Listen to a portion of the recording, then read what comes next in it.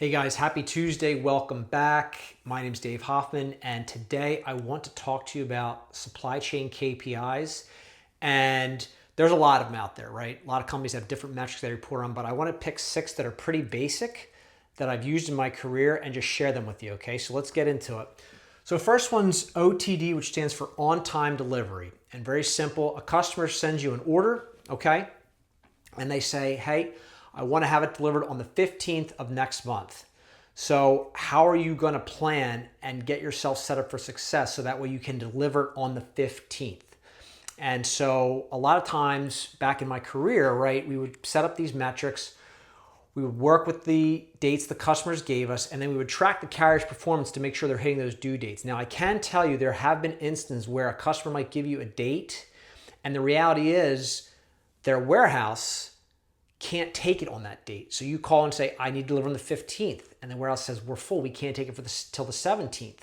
So somehow, some way in your system, you have a way to flag that order to show the customer, hey, we tried to make it for the 15th, but your warehouse said they could take on the 17th. So again, tracking to on-time delivery is one of the KPIs we measure. The second one is order accuracy. And a couple of videos ago, I talked about order management and what makes a successful order. So thinking back to that video, we talked about, is it the right SKU? Is it the right quantity? The right weight? The right destination that it's going to? The right cost? The right due date? All those types of things go into making sure that your orders are accurate so that way you have a successful target to hit so you can show customers our orders are accurate, okay?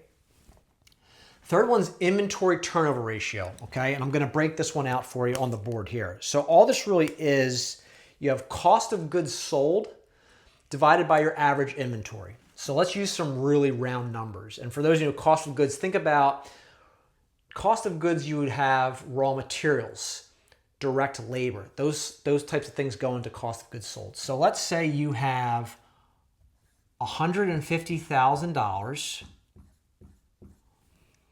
of cost of goods sold divided by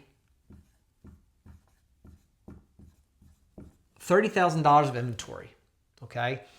And that equals 5. So 5 times in a year, 5 times you're going through your inventory. And typically, if you think about it, between 5 and 10 times a year is considered healthy. It's strong. So you're churning through that inventory. You're selling it. It's not sitting there costing you money. Conversely, if you're under 5, if you're 1 or 2, maybe you don't have the sales coming in. Maybe you're producing too much product. All right. So again, you want to try and shoot for 5 or above for a good inventory turnover ratio. All right. Supply chain cycle time is the next one. And all that simply means is from the time you get the raw materials to the time you deliver to the customer, how many days is that? How many weeks is that? Can you get better? What are you doing to try and shorten that time? Maybe you source a supplier that's closer to your manufacturing plant. Maybe you're getting ready to install a new piece of equipment that can make you more efficient to decrease your supply chain cycle time.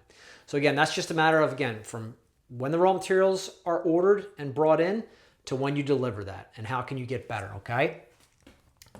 Freight cost per unit. And all that simply means is, what does it cost you for the truck versus how many units you have on that truck and what are those units worth? Okay, so let's use real round numbers.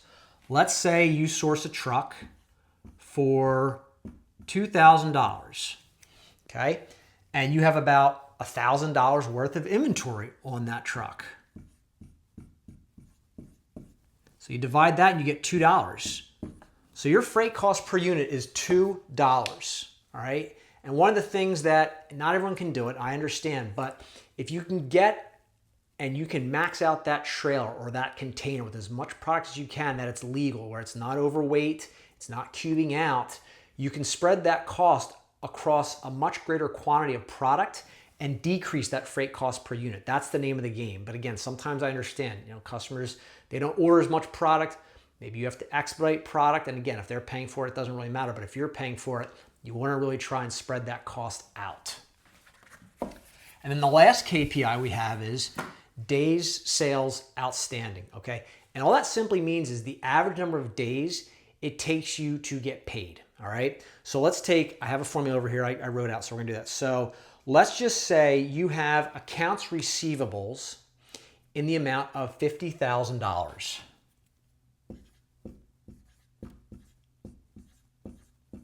Okay, now, next you have your total credit sales for the period is around $300,000. So anything that was bought from customers on credit, right? So you send them an invoice, they have 30 days, 45 days to pay, that's credit.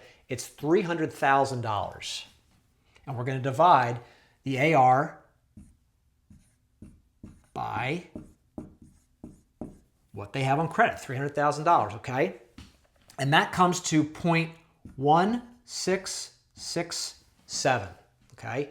And then you take that number and you multiply by 365, because there's 365 days in a year, okay?